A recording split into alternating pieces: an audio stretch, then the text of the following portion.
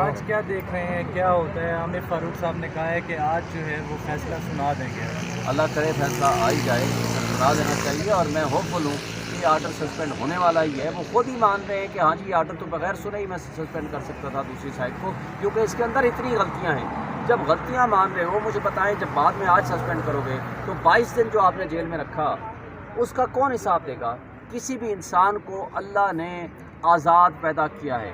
جب آپ نے کسی کو پابند سلاسل کرنا ہے تو قانون قاعدے کے مطابق ہونا چاہیے. جب آرڈر سسپینڈ ہو جائے گا تو مجھے بتائیں، یہ جو دن رکھے گئے ہیں اور جس برے طریقے سے زمان پارک سے دروازے توڑ کر کے، باتھ روم کا دروازہ توڑ کر کے، بیڈ روم کا دروازہ توڑ کر کے، بغیر سنے آپ نے 5 سے 10 منٹ کے اندر اندر زبانی آرڈر کے اوپر آپ نے گرفتار کر لیا، ان کے خلاف کیا ایکشن ہوگا پھر؟ سر اگر آج فیصلہ آ جاتا ہے لیکن پھر بھی تو وہ رہا تو نہیں ہو سکیں گے، انہیں سائفر میں اور دوسرے کیسز ہیں اس میں اندر